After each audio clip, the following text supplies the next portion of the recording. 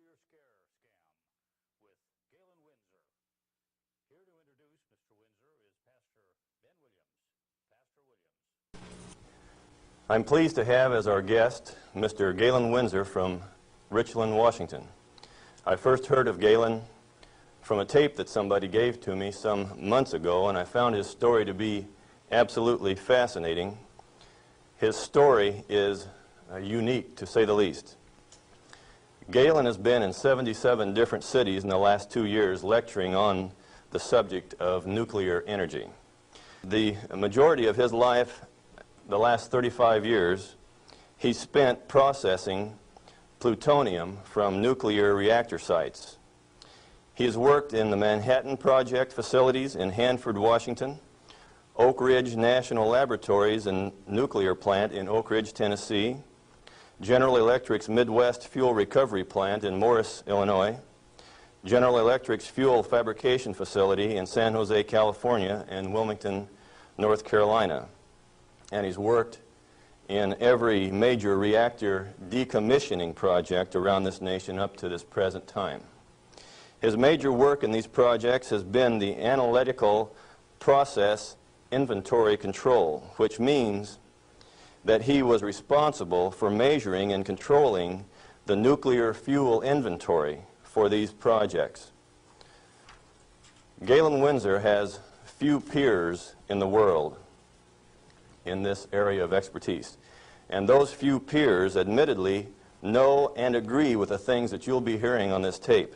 However, except for 2 or 3 of these experts, they've all chosen to remain silent for reasons which they only know, leaving this man then the burden of leading this lonely battle of exposing what we call the nuclear scare scam. He's without question one of the world's foremost authorities in nuclear radiation measurement, and he's recognized by members of the Atomic Energy Commissions of all the major nations of the free world. Mr. Galen Winsor.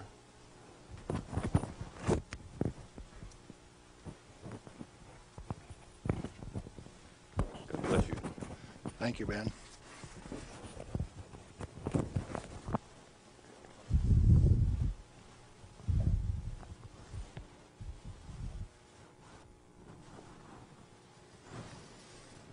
We've been considering today how best to approach this subject so that you would feel comfortable with where I am.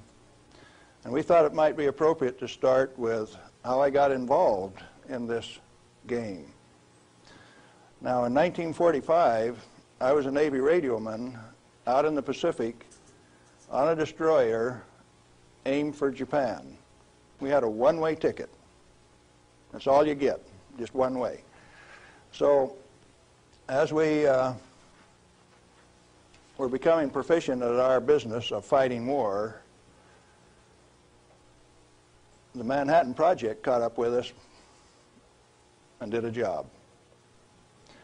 Now, the weapon that was dropped on Hiroshima, Japan in August 6, 1945 was a U-235, fully enriched U-235 weapon, where the material was separated and purified in Oak Ridge, Tennessee. The one that was dropped August 9th on Nagasaki was a plutonium weapon made at Hanford. But to those of us out in the Pacific, it was quite interesting. It had a ticket on it that says, "You get to go home." I was impressed.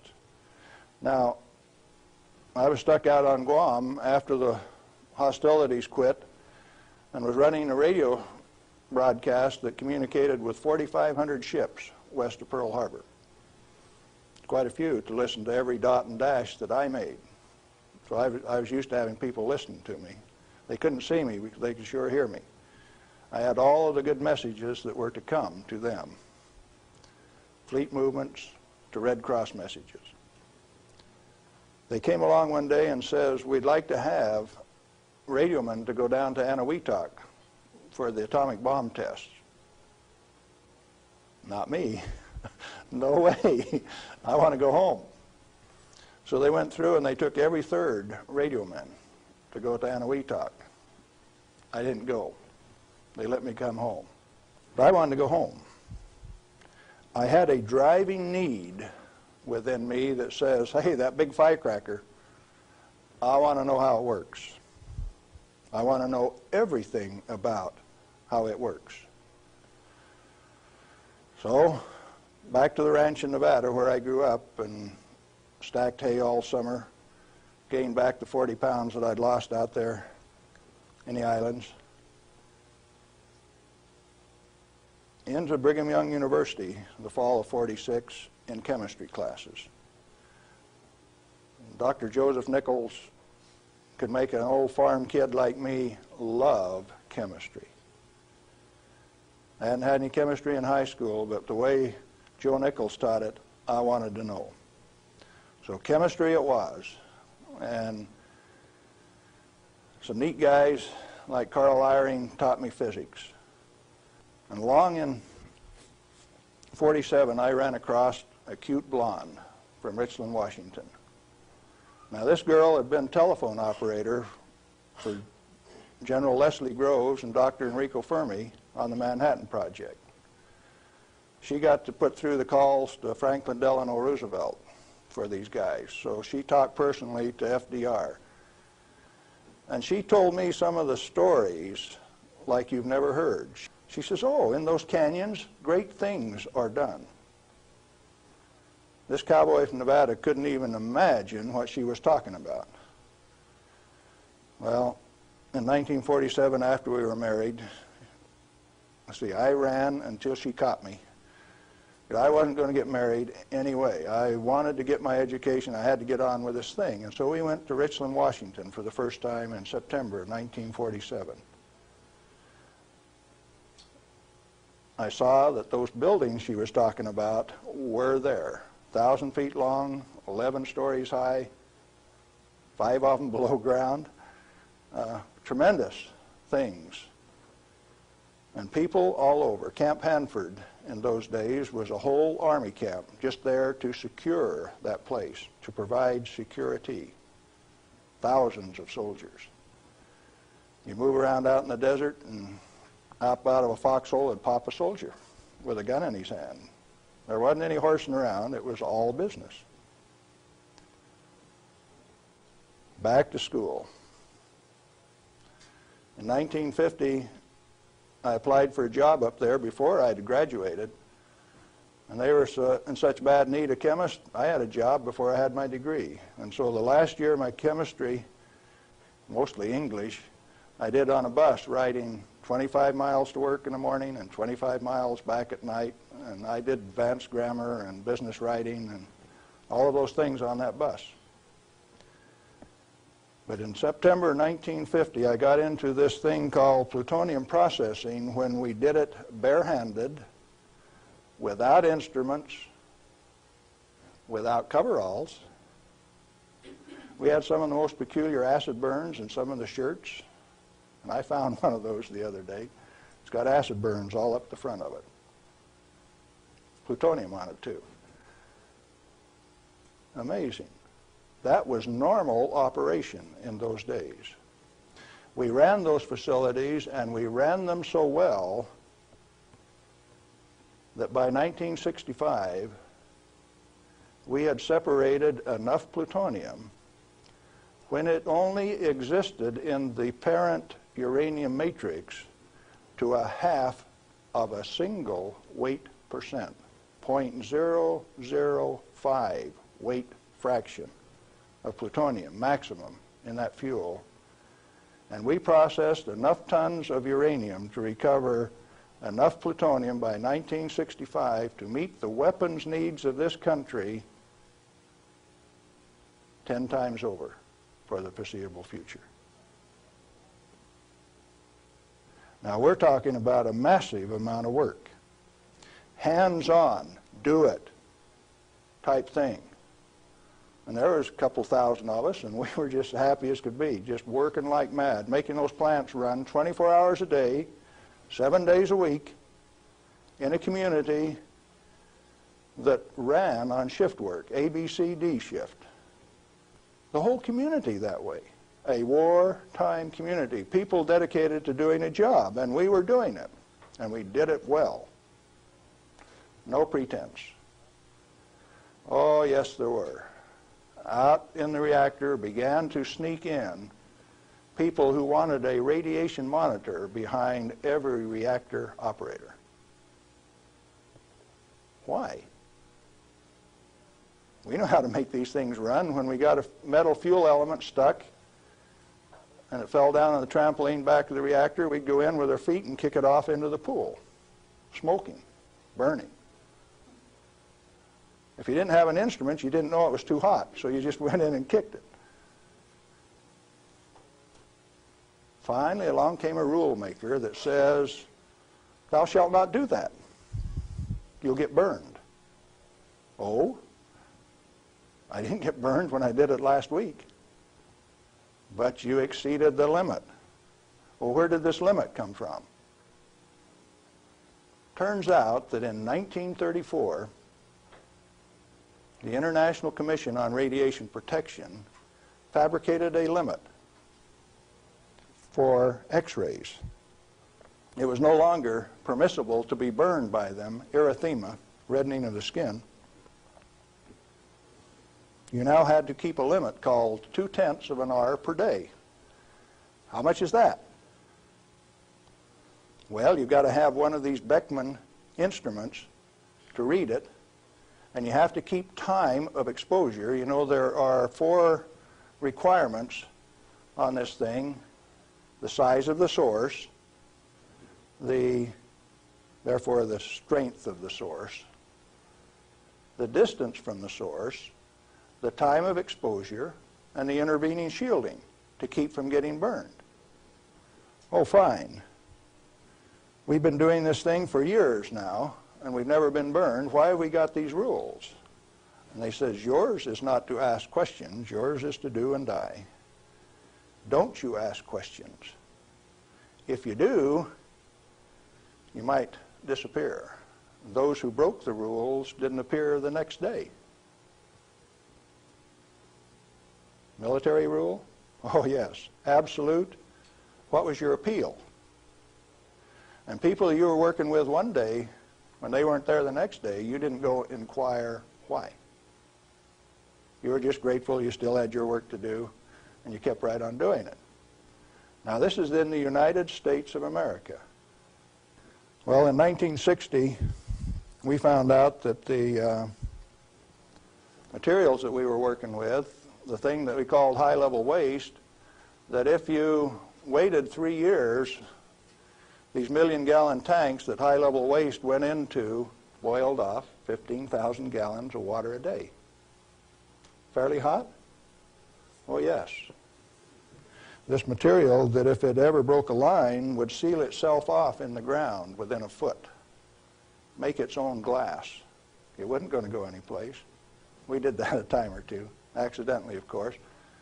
And so we started packaging this cesium-137 in casks and railroad cars like that and shipping it to Oak Ridge, Tennessee. And they'd take it out and make it into a barium titanate and press it into a pellet, and those things were so hot that they actually glowed in the dark from the infrared heat. Now, thermoionic conversions came along at this time, so you hooked these little heat sources up to thermionic converters and you took electricity out this side. No moving parts. These things went into the SNAP program. And these early SNAP power generators are what powered the underwater transmitters for our nuclear navy. We've got a regular road map under the sea. All you got to do is have an instrument that knows how to find it, and then you've got eyes on a submarine. You didn't know that, did you? The power from it came from this material that they now call waste. We processed that stuff and packaged it outside at Hanford. Well, we had rules that said 3R per year is your allowable exposure, that amount of gamma energy that will expose a film pack. But that was for the people that didn't know. We weren't about to follow those rules. We just went ahead and did the job. They send around an investigation slip that says your dosimeter was overexposed 2 weeks ago. What did you do? And they had a cute little form on it that says accidentally exposed to light, and that was the one I always used to check. Because it's the same amount of light. You know, if you get gamma through the film pack, it's the same amount of light as you get when you click the lens on a camera. They wanted to limit us to that. And one day we looked up, and they had limited us to that amount of exposure. Then the fun part of the game begins. You say, who limited us to that? Are they powerful? Yeah, they control the purse strings. They live by the golden rule. Them that's got the gold makes the rules. If you like your work, you keep the rules. If you don't keep the rules, you disappear. Sure enough, some of us disappeared. Some of my friends gone. Where'd they go? I don't know. Well, 2 years ago, I started traveling for American Opinion Speakers Bureau, and one of the documents that they had was Major Jordan's diary. A story of shipping the technology and the material that was developed at Hanford in 1944 directly to Russia on U.S. Air Force planes out through Great Falls, Montana, Fairbanks, Alaska, under the auspices of one Harry Hopkins, and with the at least tacit approval of Franklin Delano Roosevelt. Now what are you going to do? That thing that we had been doing and feeling so good about had been shared at no expense with Russia. You go back and you check the record and you find Russia did not develop their own nuclear atomic weapon until 1949, even when we supplied them the material and the knowledge. 4 years after we touched them off at Hiroshima and Nagasaki. We weren't happy with that.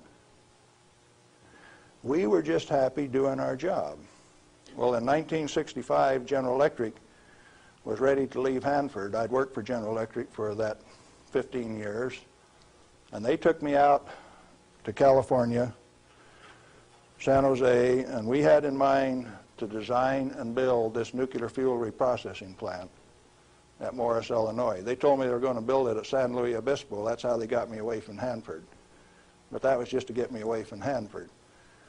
I got to design the sampling analytical system for this plant.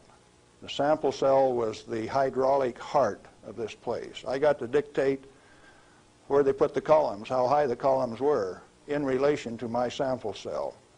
One man standing in front of a lead glass window could sample any liquid stream in that whole plant. It took crews of men at Hanford to do the same thing. I wasn't happy with that, so I built an efficient system. I got to design that. I got to build it. Conceptual design, detailed design, build it, operationally test it. And in 1973, they says, forget it, friends, you don't get to run it. We had 170 tons, metric tons of spent fuel stored in the basin. And the then President of the United States, do you remember who it was? Jerry Ford. Says, friends, no way, you don't get to run it. That's when I started to kick over the traces. Up to that point of time, I thoroughly enjoyed my work. I had no limitations, practical limitations. I had all the money to spend. I was in charge of the design effort. I built it the way that I wanted to because it was technically correct. All I had to do was check with engineers and make sure that it was right. And all of a sudden I was told, you must reduce your limits of exposure by a factor of 10. I says, I won't do it. First thing you know, you got the word that says, oh, yes, you will. I says, no way. Well, that's when the rebel, Galen Winsor, started to show up. And when I found out that by management conference I couldn't get to these guys, I figured out another way. Now, in this plant is a beautiful pool. It's got a place to store spent fuel bundles till it won't stop. 660,000 gallons of water, demineralized, just as clear and pretty as it can be. Heated to 100 degrees Fahrenheit when the outside temperatures are minus 20, wind chill factors down to a minus 60, and I found out that I could swim in that rascal. You turn off the lights at night and it had a light blue Cherenkov effect. And this kid from Nevada that never could pass up a warm swimming hole used to go swimming in that pool. There wasn't anybody that had the nerve to swim with me, but since I was manager of safety and analytical service at this plant, it was mine to use. Oh boy. I found out that I could do that. I showed some financial types one time that I could stir that pool with my bare hand and check out through the same radiation monitors they did without triggering it. GE didn't like it. I got a letter from him that says, "Thou shalt not tell financial types that you can swim in the pool, that you can stir it with your hand, because if they find that out, they will steal the inventory. They will know that the inventory can be stolen." Oh, is that a valuable inventory? The same material that's labeled high-level waste by our current government, our current Congress. Now, plutonium is an interesting chemical element. It is created in a nuclear reactor. The Manhattan Project built 8 of these reactors at Hanford. The first one took 12 months from sagebrush to nuclear steam to build, and it had never been done in that size before. How could they do that? Why did they do it? To create this element called plutonium. Plutonium has been assessed as being the most hazardous material on Earth.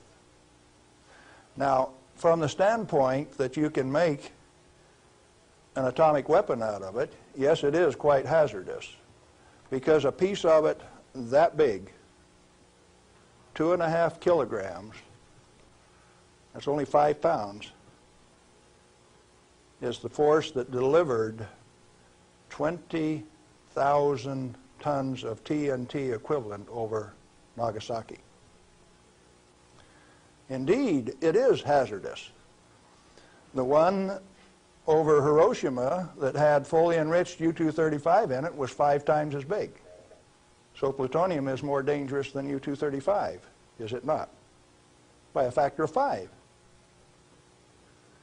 takes 5 times as much U-235 as it does plutonium. Therefore, it is the most hazardous thing. Enter the great pretenders. They said that 5 grams of plutonium, properly distributed over the face of the Earth, would kill everybody on Earth. Now, if you can only get one 20-kiloton weapon to go on 2,500 grams, how's 5 grams going to kill everybody on Earth? Early on, I had a fear that said, if there is this much fissile material, that can undergo a chain reaction, we called it in the beginning, then if you set a match to it, all the fissile material in the world is just going to keep right on going. Totally unfounded fear. It turns out that when you're in this business of recovering plutonium, like we recovered so much of it at Hanford, we found out that if you have it in a solution where it's less than 5% plutonium, it won't go critical any way that you kick it. And when you get it to 100% plutonium, you better be careful. Because if you put it in more than a 5-inch diameter cylinder, you're playing with fire. You can undergo what is known as an uncontrolled criticality, accidental criticality. The air turns blue. If the cylinder is sealed, it will explode from steam pressure. And that steam pressure builds up in a millisecond, which is about that long. No, you don't horse with it. And then you find out that those 8-foot thick shielding walls on those canyons were put there because they didn't know how much was a critical mass. They says, if we make a mistake, we don't want to die, so we will provide the shielding. And so the shielding thing started for no other reason than they didn't know what was a critical mass. Well, through the years, we got pretty good at telling what a critical mass was. And I have worked in a plant where I had half a critical mass in this hand, barehanded, dressed in street clothes, half in this hand, wearing a lab coat, and I'd put this half in a pocket on this side and this half in a pocket on this side and walk down the hall. If those two ever got together, there would be a blue flash. They never got together because I was in between them. And we do that every day.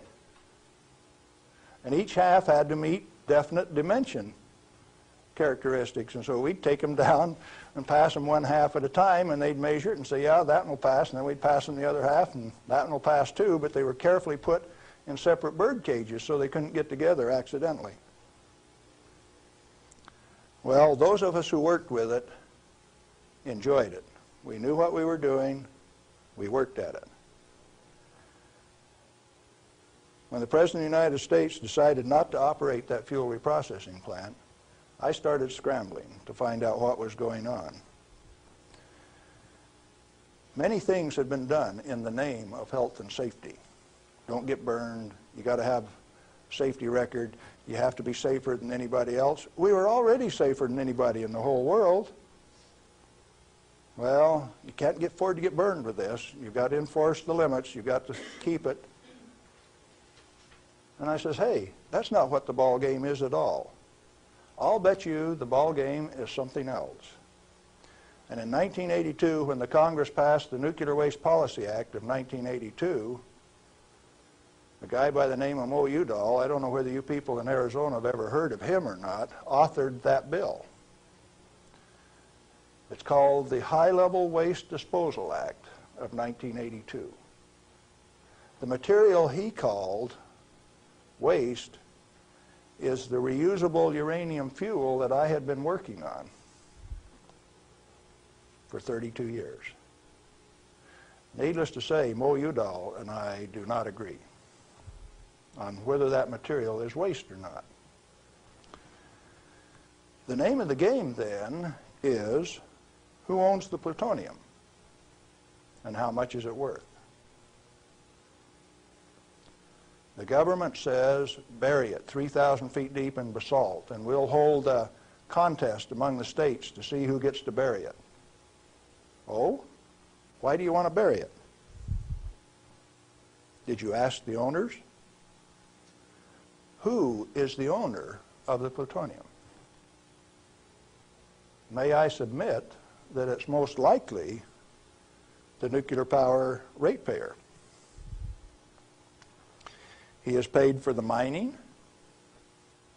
the fabrication of the parent uranium, power generation, and is being charged in advance for its burial. If you're paying for it, to whom does it belong? How much is it worth? In inflated dollars, a ton of reusable uranium fuel contains useful metal isotopes worth upwards of $10 million a ton. Mo Udall says it's high-level waste. The value of reusable uranium fuel scheduled for permanent disposal probably exceeds the national debt. Naturally occurring plutonium quantities, and you know plutonium does occur naturally. Plutonium-244 is found at the residual activities of the several, 8 at least, Oklo phenomenon reactors across the world. First one found at Gabon, Africa. Naturally occurring plutonium quantities have been enhanced by transmutation of uranium. That's the reason we built reactors in the first place. Our ability to detect and measure emissions from these elements is useful in inventory control. When fissile elements, fissile isotopes, are present at less than 5 weight percent, plutonium-239 equivalent, and the heavy metal oxide matrix is stored dry in air, it has no critical mass. Remember, we talked about shielding was because they didn't know what a critical mass was? If it is light water reactor fuel at less than 5% equivalent fissile content, you can handle it, you can do anything you want with it, you can stack it up, you can have a room full, you can have a handful. As long as you keep it dry, it will not sustain a chain reaction. What then is all this falderall about a little bit, 5 grams, will kill everybody in the world? They don't know what they're talking about. And when they say that, they're thumbing their nose at measurement experts like Galen Winsor. I am insulted when they say those things and get away with it because it has no bearing on the truth. It cannot be mishandled. It will not expose any person to an unshielded nuclear reaction. In other words, no controls are necessary except to prevent the pilferage of the inventory. Have you got that one? Let it register. Do you need governmental rules and regulations and instructions? No way. Then why do we have all of those rules? Inventory control practices capitalized on the fear of undereducated masses who work in the industry. I didn't say anything about ordinary people now. I'm talking about the people who have worked in the industry and those who cast stones from without. The Ralph Naders, the Jane Fondas.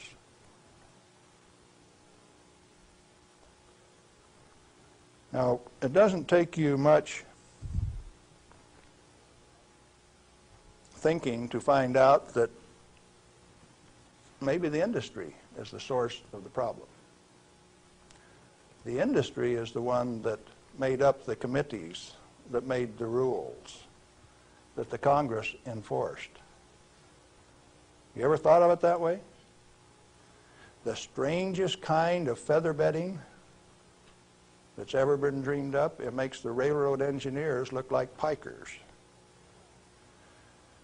The only amounts of fissile process materials that are of health concern to the handlers are those that can accidentally cause an unshielded nuclear chain reaction, or that will cause erythema from the shortest wavelength, highest frequency, and therefore the most easily shielded ultraviolet light emissions of the electromagnetic spectrum. Big words. Let's see what they mean. The emissions from uranium, plutonium, cesium, all of those things are only important if you assemble an amount that if you get this amount and this amount together, it can go critical. You can get a blue flash and therefore get burned. And that's happened 34 times in the business, and 8 men have died as a result of that. Accidental criticality. Documented in Los Alamos document 3611, if you want to check the source. Or if you've got enough of it together that it's giving off ultraviolet light of this particular wavelength and frequency without any intervening shielding, enough to burn you, sunburn you, erythema, reddening of the skin. If it's less than that, if the effect is less than that, then what is the problem? excessive government regulation. That's what's the problem. Tritium, heavy water. Deuterium is hydrogen 2. Tritium is hydrogen 3. If you let an inventory get away from you, what's going to happen to it out in the biosphere? Nothing other than it will become diluted and join the naturally occurring inventory of tritium, because tritium is created in the upper atmosphere by sunlight. We have a natural inventory of tritium. Then the only thing that happens when you release tritium, which is the trigger mechanism for bombs, it's the source of the push that makes it go, is that you lost a valuable inventory. Then what of these people that are pretending that a little bit of tritium is going to do you in? It is not so. What are those 2 points? Only if it is an economically recoverable concentration, or if it has a natural reconcentration mechanism. You know, there isn't any one of the radioisotopes out there that has a meaningful level of reconcentration in any of the species, not even the oysters in the bays in Maryland, below Calvert Cliffs. Why then are we still playing this game that any amount of this material is of hazard?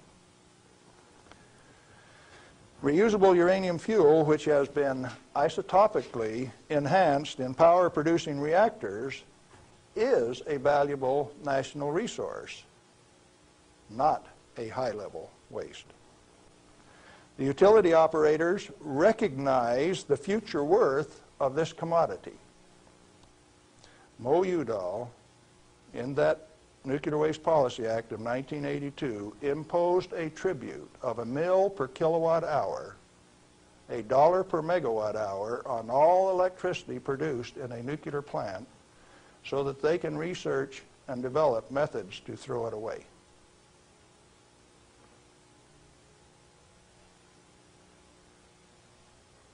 Why do the utilities willingly pay this amount to the Secretary of Energy? To limit their liability exposure. Who pays that amount anyway? The consumer of nuclear generated power.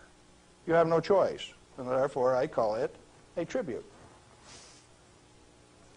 At the same time, they have provided their own storage basins at these reactors at ratepayers' expense to retain ownership control of the plutonium resource. So you consumer, you ratepayer, you taxpayer, are paying for the storage of this fuel, and WNP2 at Hanford has storage that will take them through the turn of the century, and yet every day they are paying a tribute to the Secretary of Energy, with the concurrence of the United States Congress, and signed by the President of the United States in 1982, 83. Who was that? Ronald Reagan. They have provided those storage basins at ratepayer expense to retain ownership control of the plutonium resource. I started playing a game one day, 7 years ago. I says, okay, Portland General Electric, you've got the Trojan reactor, you've got a storage basin problem, I'm going to make you an offer. I made them an offer that says, I will take all of your spent fuel, FOB your basin, if you will give it to me. In other words, I will take it off your hands at no expense to you. I will ship it, I will store it, I will do everything that needs to be done to that fuel. And you know what they told me? Can I quote them? Go to hell, Galen Winsor. We value it more valuable than platinum or gold. We're going to play the plutonium futures ourselves. Now, where did I learn that the name of the game is who owns the plutonium and how much is it worth? The first plutonium I saw was in a glass tube. On the newsreel when I got back from the Pacific in 1946. And that they had in a glass test tube, they said, was worth $500,000. Certainly they had less than 5 grams of plutonium in that tube. That's pretty expensive stuff. And so for the show, they put a pot underneath it in case they dropped it. They said, we don't want to have to pick it up out of the rug.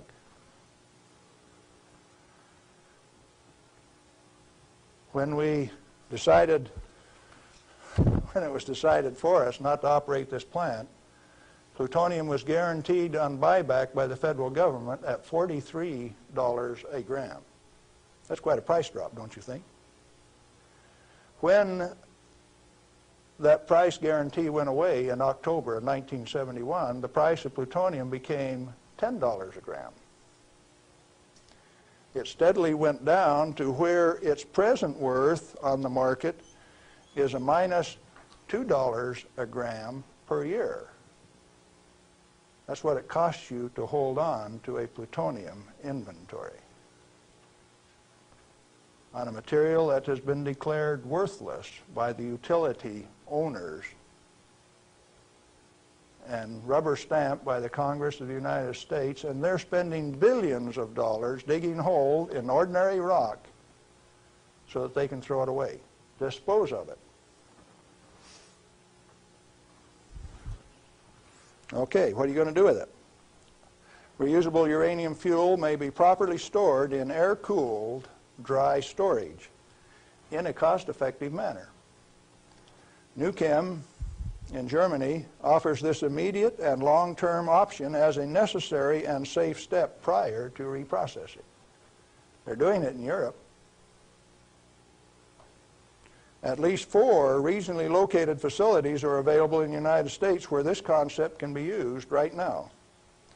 Barnwell Nuclear Fuel Plant in South Carolina, Midwest Fuel Recovery Plant in Morris, Illinois, this one, Nuclear Fuel Services in upstate New York, and Redox Processing Plant at Hanford, Washington. These fully shielded, already radioactively contaminated storage areas have secure, limited access. All have been operated under processing conditions of 10 CFR 50, and the MFRP has a 10 CFR 70 storage license, the only licensed storage facility away from a reactor in the United States.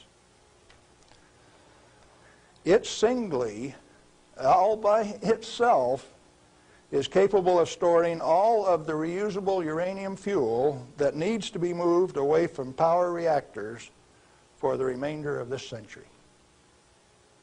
We had that storage designed in 1975. Had the approval of the design. Why then are you spending money over here in New Mexico on the waste isolation project? Why are you spending money at Hanford at the basalt waste isolation project? Why are you spending money at Beatty, Nevada for storage when I can already store it in this building that's already built?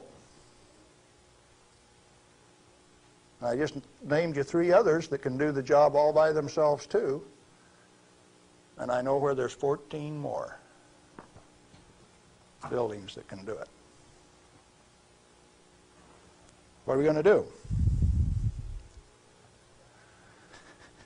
Redox and other excess facilities at Hanford are capable of dry storing all commercial REF until plutonium recycle, at least through 5% enrichment, is reestablished, or until the 22nd century, whichever comes first. RUF can be cost-effectively stored in existing facilities. Where does Mo Udall came off then, saying that you cannot use this plant for its intended purpose unless it is owned by the United States government. He has said that. The waste isolation projects are politically mandated wasting of national energy and construction resources. Plutonium proliferation by diversion of stored reusable uranium fuel is of minor importance compared to global availability of fully enriched uranium by laser isotopic separation. Let me explain that last thing that I said. Jimmy Carter said you can't ship plutonium to India, but in the same paragraph said you may ship them fully enriched uranium. Oh, Jimmy Carter, that peanut brain, what did he just say? He says that when the Israelis took out the reactor in Iraq, they had fully enriched uranium from France, and they says those rascals, those Iraqis, are going to take that fully enriched uranium, put it in that reactor, irradiate it to plutonium, and therefore have to recover the plutonium in a plant like this, and we stopped them when the fully enriched uranium makes a better weapon than the plutonium in the first place. Now, when the President of the United States says things like that, and when the press gives it credibility, I get insulted. And right after I get insulted, I get angry. And I've been angry for quite a while now. And finally, one day, I said, my own personal security is not important. I think I'll go tell this tale.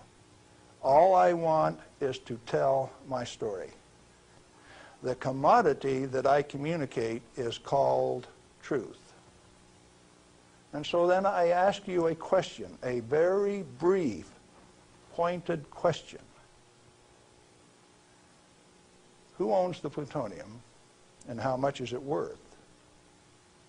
And then I'm going to attach on to that a question I want you to think about till we talk again. If you haven't been burned by this particular source of radiation, what is your problem? You obviously have one. Otherwise, you would join with me in telling the truth about this particular commodity. And so yes, I'm recruiting helpers. What happened to the guys who taught me the business? Thousands of them. The hands-on business. Where are they? They're still there. Why don't they talk? Who are the they that say this is the way the business is going to be run, whether it makes sense or not? Brings you the nuclear scare scam with Galen Winsor. We're back with Galen Winsor, and we're talking about the nuclear scare scam. Galen, it seems to me that from what I've heard you say that the scaring of the people is better than a lock and key to keep this stuff out of the hands of those who might be interested in investigating and keeping this valuable material hidden for just an elite few. This is probably the way that it works best. And so then the secret was to keep from letting other people know that it could be handled, because first of all, we weren't accepted by the community, and the materials that we were working with, they feared, but there were certain few people that realized its real worth, its potential to be used in ways other than to support our national defense. Let me ask you a question, Galen. Are you worried about do you have reason to be worried about your personal safety? Because the kind of people that you're describing here are powerful people. I wonder if you're still around. I wonder how much longer we can expect you to be in this game. Well, on the 13th of December last year, the NRC, Nuclear Regulatory Commission, Region 5, turned out a federal SWAT team to get me on a federal warrant issued by Bob Thomas out of Walnut Creek, California. It was kind of funny in a way. They turned out this federal SWAT team at Hanford, and they had my picture, and alongside it says, "This is an irrational individual. He poses a threat to our security. Take him at any cost." Now, the reason that I'm still here only has one logical conclusion. I have lots of help. Well, you've told us about how that you and others of your friends and colleagues have handled many times this so-called deadly nuclear energy material that the whole world is so scared of. Why weren't you afraid of it? Because we did silly things like recover some of the undissolved fuel elements out of the redox dissolver that burned a hole in it. And we went in and sampled these things by a remote process. We got it out into our hands and found out that we could walk around the lab with them barehanded and they wouldn't hurt us. And we were standing there in the lab tossing them back and forth. Uranium metal that wouldn't dissolve in the boiling nitric acid. Well, if you find out that you can play with it, and it was only 90 days since that thing came out of the reactor and it doesn't burn you, why should you be afraid of it? So in other words, you're telling me that you learned to not be afraid of it because of practical use and application and hands-on experience. Hands-on. We might even been playing games. Okay, you say that you swam in this water that was straight from spent fuel used to cool that fuel, and Yes. you swam in it. Yep. You told me earlier that you went a little bit beyond that. Would you share a little bit of that story? Well, swimming in it didn't have the desired effect. So I decided I had to be more direct with these people that were giving me trouble. They were kind of hard to teach, so I went to drinking a glass of it a day. I had the bottle of it. Last time I went swimming, why I filled this 2-liter bottle with water and washed it off on the outside in the shower when I washed me off on the outside so that we didn't tattletale. You know, radioactive material is just a trace or a tattletale.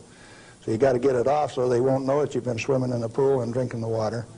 So I took this bottle in and set it on my desk. And who would suspect that the manager of safety and analytical service had a bottle of spent fuel pool water sitting on his desk, and he drank a glass of it every day. And this was unheard of. Nobody ever did that crazy stunt before. How has that affected you, Galen? Well, as near as I can tell, it made me about 6'4" in my cowboy boots, 210 pounds, and really quite a nice fellow. All right. What then happened as a result of your doing this strange experiment on your desk with this water? What was the result? Can corporations have a heart attack? I think General Electric had one, because after they ran me through a whole body gamma scan in December of 1974, by the time I got out, because I had a plutonium lung burden and it took 45 minutes to an hour to count that, everybody on site knew that the manager of safety had been swimming and drinking in the swimming pool, the spent fuel storage pool. Had cesium-137 at a ferociously high level. It even exceeded the NRC's limit. And I'd been drinking it. They knew the fat was in the fire. Now, where do we go from here? Well, first of all, I got a poison pen letter from the people in San Jose. And he says, "Thou shalt not do those things. They'll find out that the inventory can be stolen." Well, that didn't sit very well with this cowboy, because nobody tells me what to do, particularly when what I do is right and hasn't harmed me. Who are they to tell me what I want to do?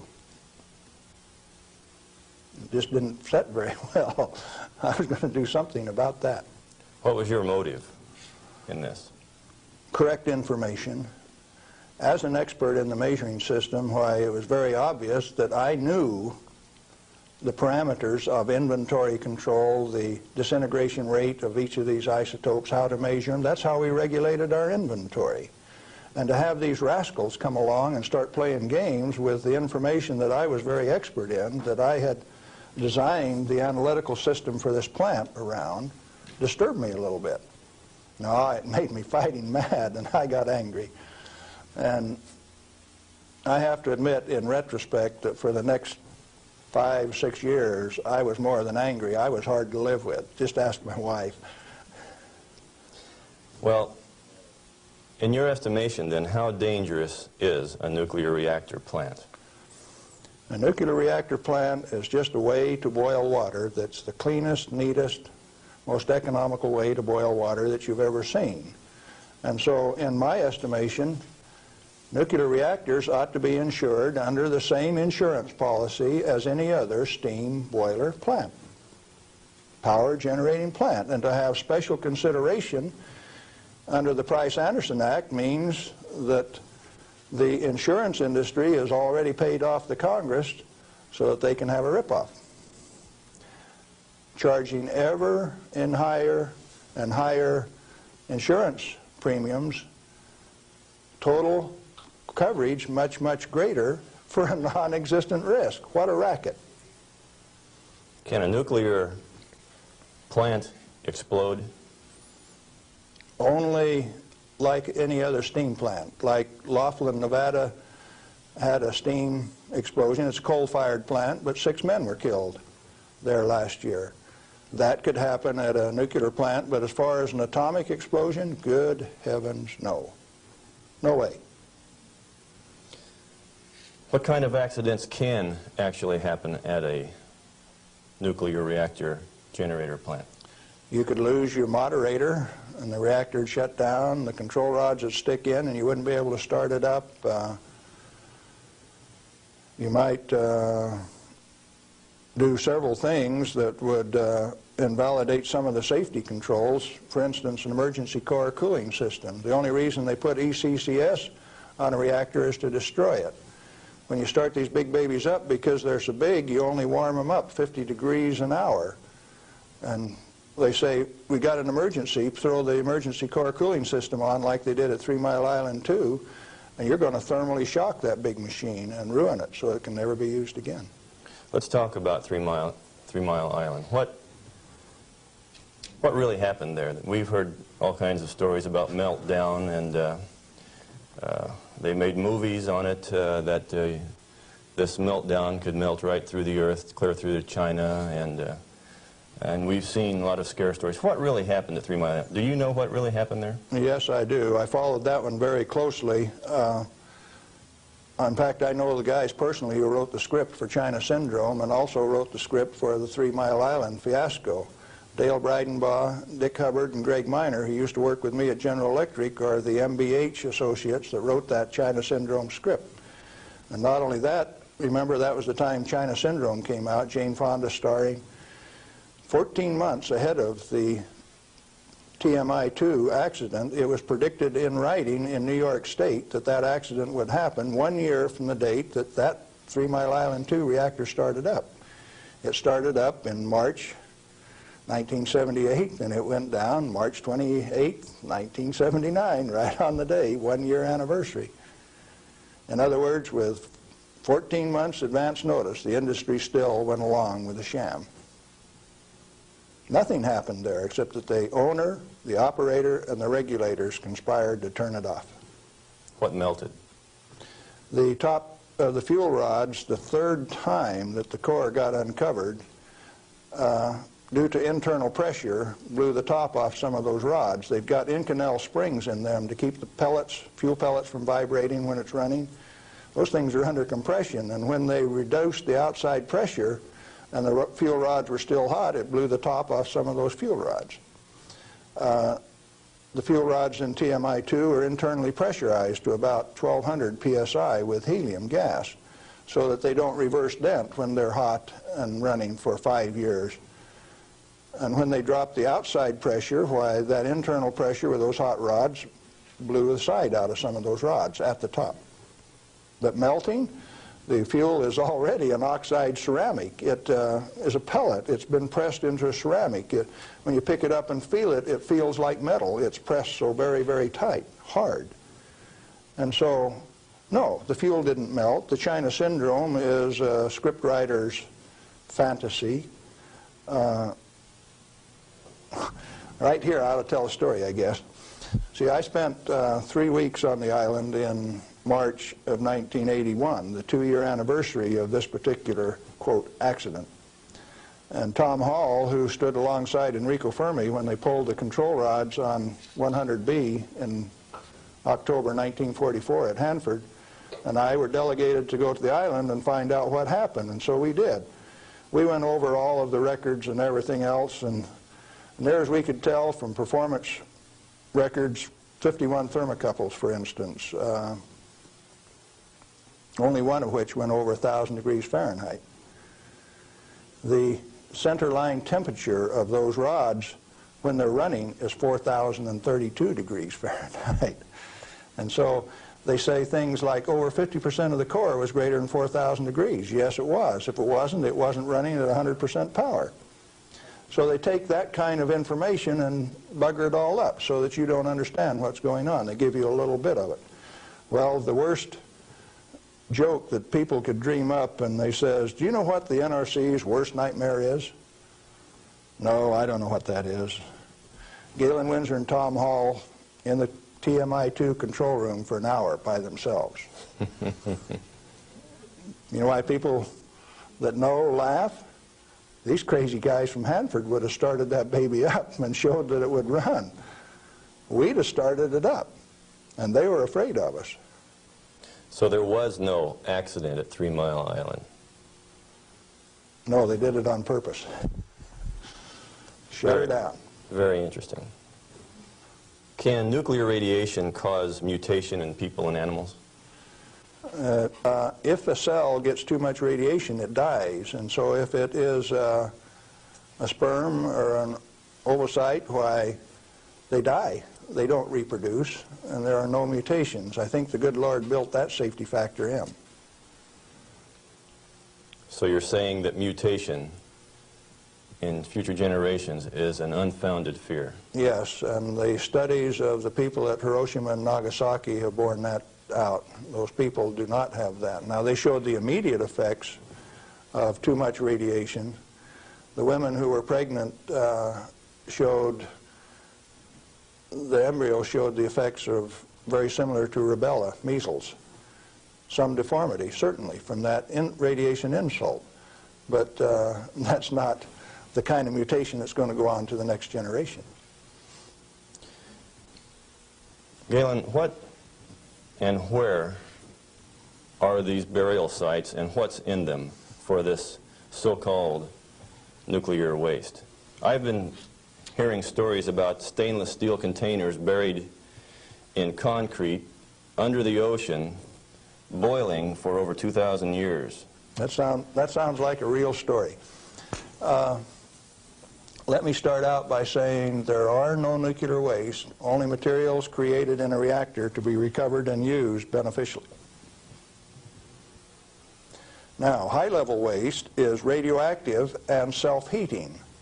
And so fuel, reusable uranium fuel, fits that definition. But if you disregard its intrinsic worth, why then, yeah, it would fit the definition of high-level waste.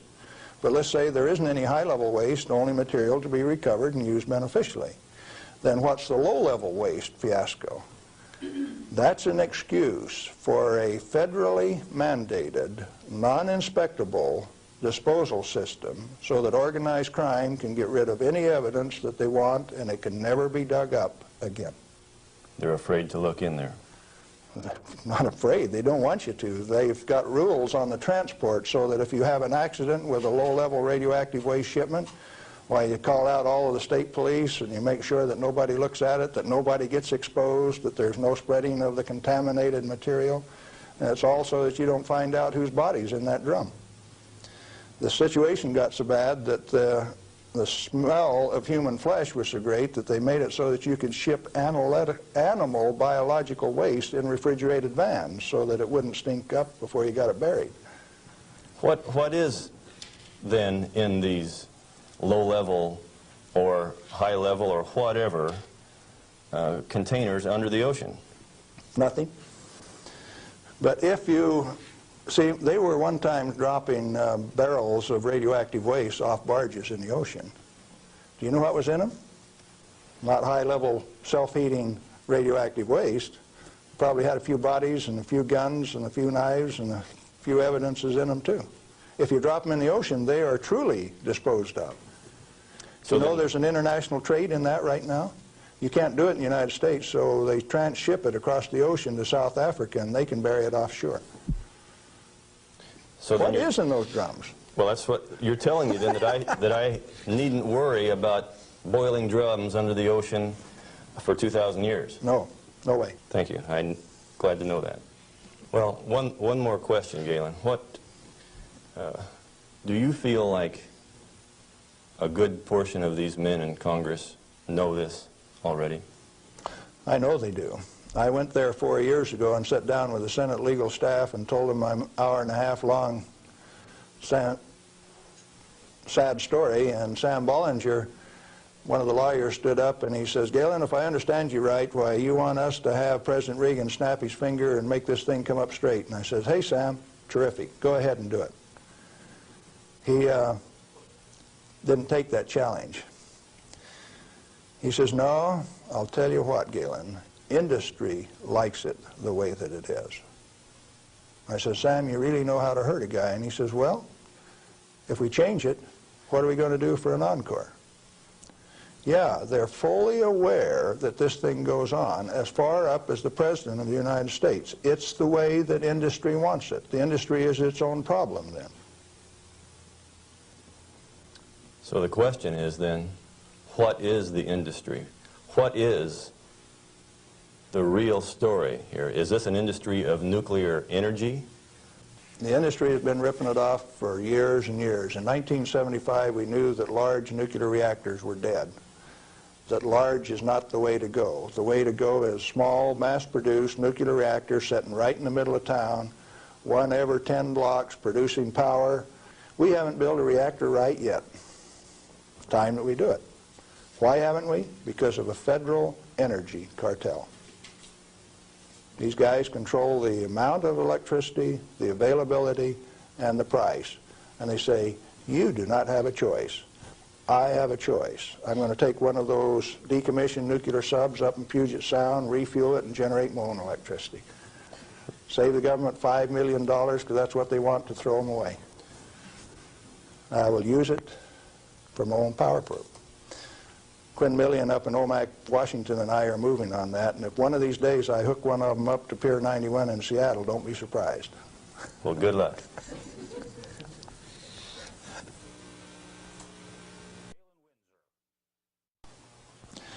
I'm Galen Winsor, and I thought I'd share a few hands-on practical things that have to do with this nuclear scare scam. Now, you've heard that gamma energy, the kind of energy that comes off a rock like this, is the most penetrating, most damaging of all radiation.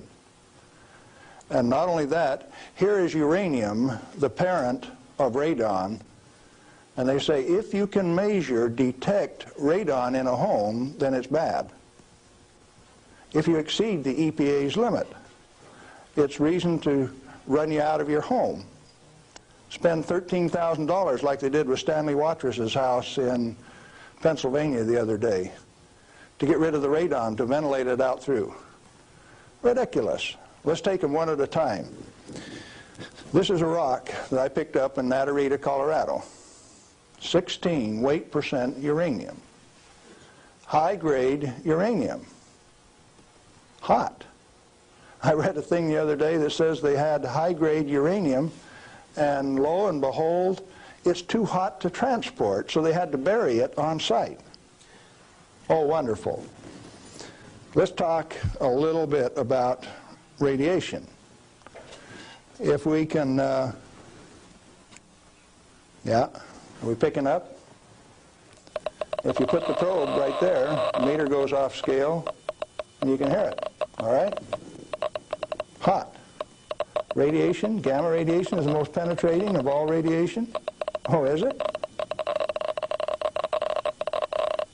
All it's got between the rock and the probe is my hand. Doesn't count so pretty much, does it? What if I put the rock behind me?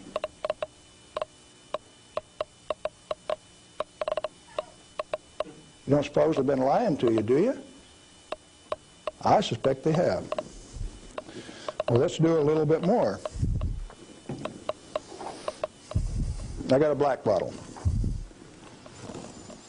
This stuff comes in white bottle. A bottle of no-dose. You can send children down to the drugstore to buy no-dose. All they need is money. In this are 660 white caffeine pellets. And this one is uranium oxide, U308.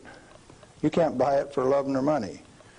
the state of Washington sent 2 of their Gestapo agents over to my home to confiscate my uranium samples on the 17th of December last year. Got a challenge. I'd like to have somebody in the room volunteer to take all of this bottle or all of this bottle. The only thing that I'll tell you is that one of them won't hurt you and the other one will kill you. Do you want the white stuff or the black stuff? White stuff? You do. There's enough in there to kill 4 men your size. The government says we got to ban this material. It's radioactive. Let's check it in the bottom of the bottle. Not very radioactive. Let's take the cap off. Oh goodness, very radioactive. This instrument will only count gamma, energy. It's just energy. Light's coming from those lights, only you're getting lots of infrared from the lights as well as ultraviolet. Energy response, and it's very carefully damped to only discriminated so it only gets the energy that comes from this. I don't want it to respond to a light, just to this. Cost me $1,000 to get an instrument that will just respond to this and not to that. This is radioactive by any definition. Radioactive material giving off radiation that is read by an instrument like this. The daughter of this, radon, cannot be read on this instrument because it gives off alpha particles. An alpha particle is a dye-positive particle that comes from the nucleus. It has 2 protons and 2 neutrons, therefore an atomic weight of 4, and it's minus 2 electrons. And if you grab it with a high ionization potential counter, it'll count. But if it travels 2 inches in air or through a piece of paper, it picks up 2 electrons, 2 beta particles, if you will, and becomes helium gas, and it won't count on an ionization chamber. Did you know that this thing right here is giving off helium gas? Alpha comes from uranium. Okay, radioactive material. You pour it out in the hand, and that's radioactive contamination. Is it radioactive? Yeah, it is. Very radioactive. Now, decontamination is nothing but scooping it back up and putting it into the bottle. I just now decontaminated my hand. No, I didn't do such a good job. Not good at all. Is it still radioactive? Yeah, that's called residual radioactivity. Now, under the decontamination rules of the government, when you decontaminate somebody like this that's that contaminated, and this is certainly a reportable incident under current DOE regulations, when you decontaminate him, it has to go down a controlled drain so that you don't disperse radioactivity. Do I qualify as a controlled drain?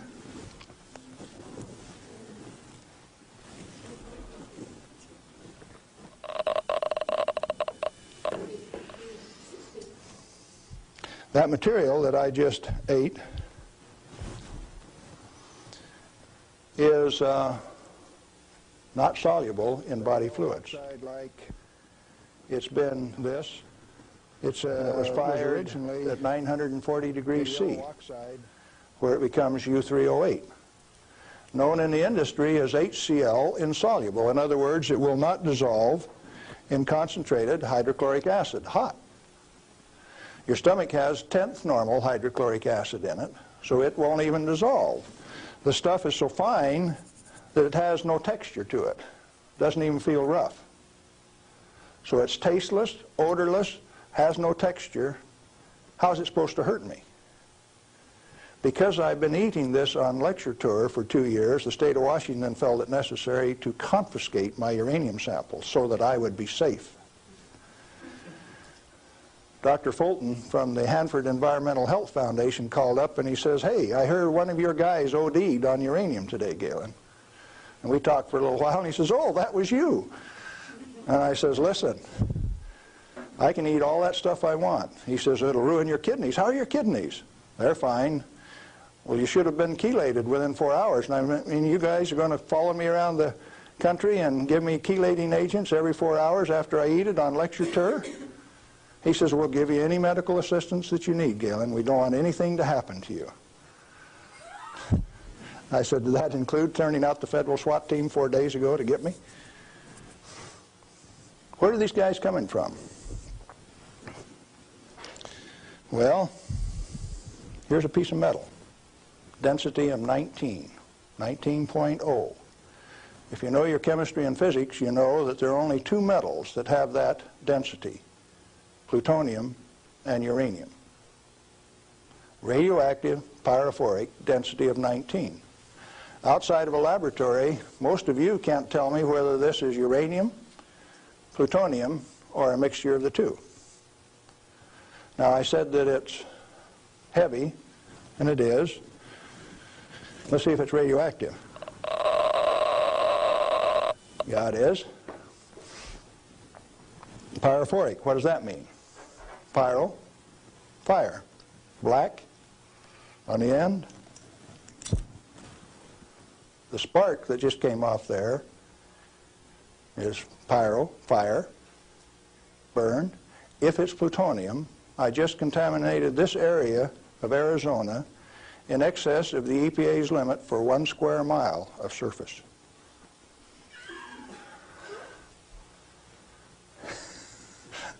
Somebody laughed. It's serious. The end of progress altogether says that I just contaminated you in excess of the limit for 1 square mile. It's now silver on the end. Tomorrow it'll be black because it self-oxidizes, this black color, like this, all by itself. Plutonium does that and uranium does that. Is it hazardous? Yeah, it is, because they take depleted uranium metal and make it into 50 caliber bullets, fire them from shoulder-held weapons. In 1976, they obsoleted tank warfare with these things because it only takes one dog face with one weapon to knock out a 65-ton tank. It'll go through 3 inches of armor plate, and when it comes out the other side, it's that white hot spark that we just made. And the 5 men in that tank are dead, because it'll burn all of the oxygen out of the air and burn their flesh. 1976, they obsoleted tank warfare, and you never even knew that. They make 10,000 of those bullets every day in the United States. We got enough in arsenal to sink all of Russia's tanks, and our boys in the Defense Department don't even talk about it. Yeah, it's hazardous to your health. Reminds me, lead is hazardous to your health too, isn't it? Particularly if it's in a 45 slug like this and it hits you right here going about 2,600 feet per second. It's not the material, it's the impact from the velocity. Let's be very specific in the words that we use. This particular chunk of lead came out of a human body. My son, who's a deputy sheriff, thought maybe I could use it on tour. That's called dying of lead poisoning. Anything less is a figment of the imagination because it's not soluble in body fluid either.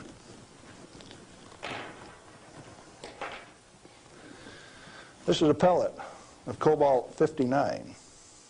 If you put it in a reactor into a neutron field, you can convert cobalt-59 to cobalt-60, which gives off a gamma. It becomes the source that doctors use to irradiate patients to 7,000 Roentgen for one patient. The total dose absorbed by radiation workers at 3 Mile Island in the last 6 years is something like 1,500 Roentgen. 5 times more given to a single individual in a doctor's facility. Now, do you know why I say that the federal regulations are absurd? And if you live by those federal regulations, maybe you're being absurd too? Now, a pellet of cobalt-60 this size got shipped by mistake to Mexico, got diluted into 5,000 tons of iron. Some of the reinforcing rod came up to Los Alamos, New Mexico, and they says, hey, that stuff's radioactive. Understand that this single pellet diluted roughly a factor of 1 billion was what they were reading on a detector like this at Los Alamos. And so they pulled back table legs that were in Spokane, Washington, made out of the same batch, because it was hot and radioactive and it would burn you. When the pellet itself could be held in your hand like that for a few minutes without it burning you. Now, Christ walked the earth 1 billion minutes ago. If I could stretch this pellet out into a wire and it went clear around the earth and right back here to Phoenix, 1 billionth of this amount is 1.7 inches of that wire so stretched out. Stagger your mind? It ought to. Now, let's try a little game. The EPA says that 5 picocuries per liter of air is the limit for 222 radon.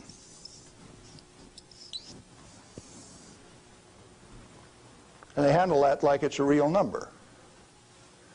Madame Curie says that 1 gram of radium equals 1 curie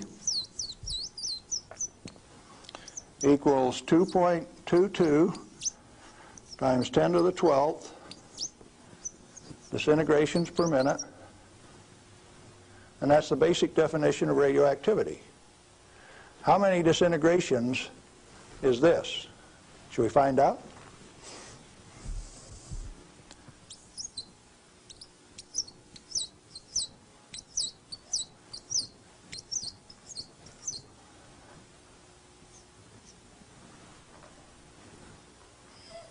And the EPA, in its wisdom, says that 11 disintegrations per minute from 1 liter of air, you have exceeded the limit. You know what I did the other day? I've been having a little tough with some legal authorities up in my house. So I took one of these bottles of uranium like this, and I dissolved it in an Erlenmeyer flask with nitric acid. And I got a crack in the basement floor, and I squirted that whole bottle into that crack on the basement floor in acid solution so that it'll drive that counter off 3rd scale any place along a 10-foot section of that crack that I put. When they bring the radon measurement in there, can you know what the radon's going to do? It's going to go off scale in their measurement. It won't go that high.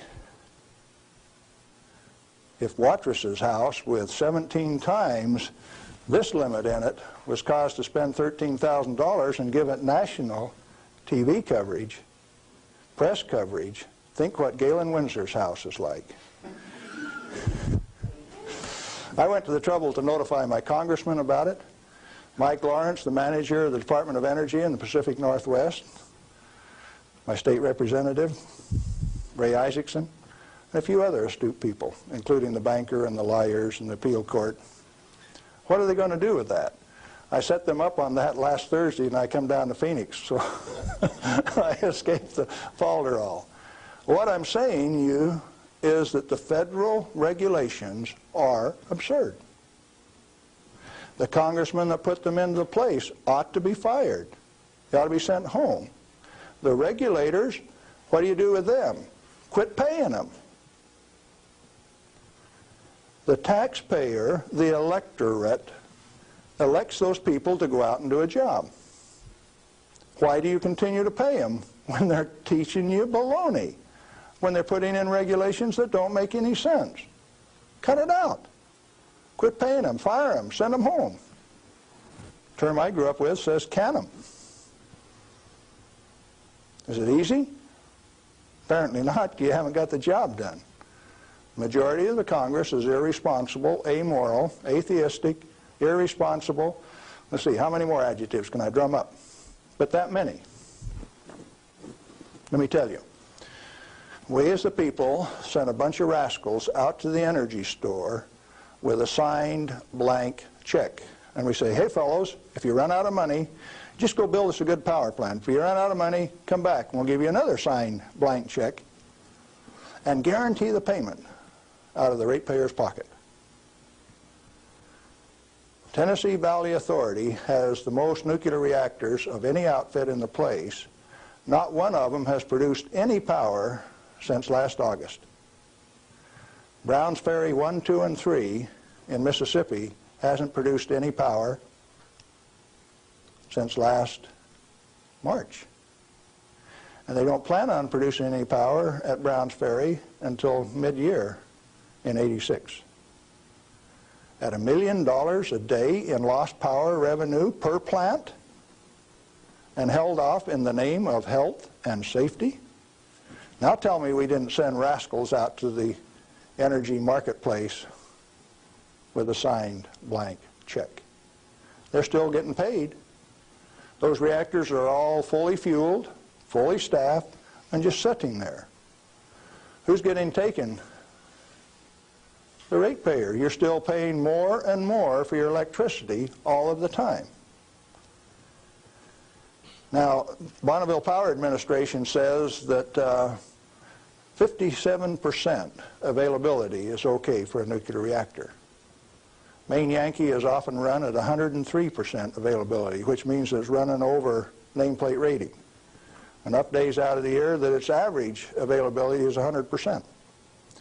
Bonneville Power Administration of the Department of Energy says that 57% availability is okay. That means that you can let those things set down 43% of the year, and that's judged as an acceptable performance on the part of the government.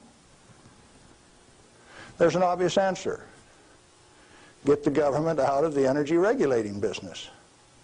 Turn those plants over to people who will run them efficiently 100% of the time. When we put in zero-release containment, we started playing games. About the time that we proved that a nuclear reactor has no measurable impact upon the environment, that's when they bottled them up, put catalytic recombiners on them. Some of the reactors in Texas were designed not to breathe for 8 years at great expense. Why?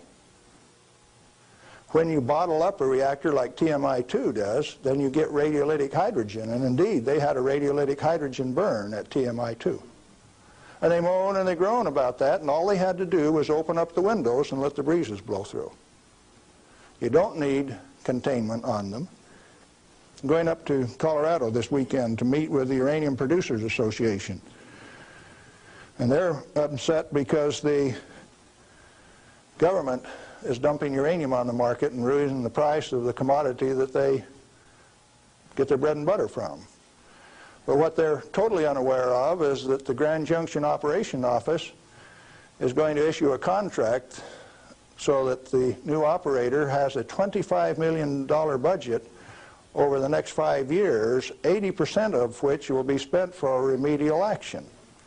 Where you take this material, dig it up, if you find it counts on a Geiger counter, you can have them come in and change out the whole front yard of your house, give you a new front yard, new foundation under your house at government expense. If you don't do it, they'll take you down to the courthouse, blacklist your property, so that you have to remove the radioactivity at your own expense before it can be sold. Now, do you know what I did when I took that uranium solution and poured it into the crack in my house? I set up the United States government, and that episode is about to be played. Did I do it on purpose? Yeah, I did, just like I used to dive into that swimming pool and drink that cesium-contaminated water. I found out that it doesn't hurt me. You need to find out that it doesn't hurt me, or you. In fact, the only reason for the existence of these big transcontinent distribution lines would be if they could compete with a small mass-produced reactor sitting in your backyard. Why don't they want you to? Because they are the federal energy cartel. They like to set the price, the total availability, and whether you can hook onto it, and if you don't pay your bill, cut you off. That's called power, domain, and control. And they like that. They do not want you to be energy independent. If you had one of these sitting in every 10-block area in Phoenix, you could tell the rest of the world to go get lost. Oh, there's another use for that heat. You could heat your homes in the wintertime, or you could cool them in the summertime with it. heating, ventilation, air conditioning, they call it, HVAC. In countries where it freezes, you could run that hot water out and chase the frost away in the spring and in the fall. And they found out that plants grow faster in warm water anyway, so you'd irrigate with it all summer. So cooling towers are called wasting towers. They throw over 50% of the heat away. The other morning, coming out of Tri-Cities, WNP2 was putting its 700 megawatt electric up through the clouds, 870 they were running at. And the clouds were laying all over the ground, and there was a little ice cream cone right out there, and I said, there's WNP2. It snows 5 inches every night out of WNP2, and the rest of us don't get any. Where'd the water come from? That's cooling the heat from the condenser cooler. You should have a business right out there, an oil cracking plant, something taking that heat and using it, like they built at Midland, Michigan 10 years ago and they've never used. And so Dow Chemical is suing the utility because they never produced the steam for their chemical plant right alongside it. We got troubles in this country. I'm telling you what the problem is. Doing something about it, responsibility is yours.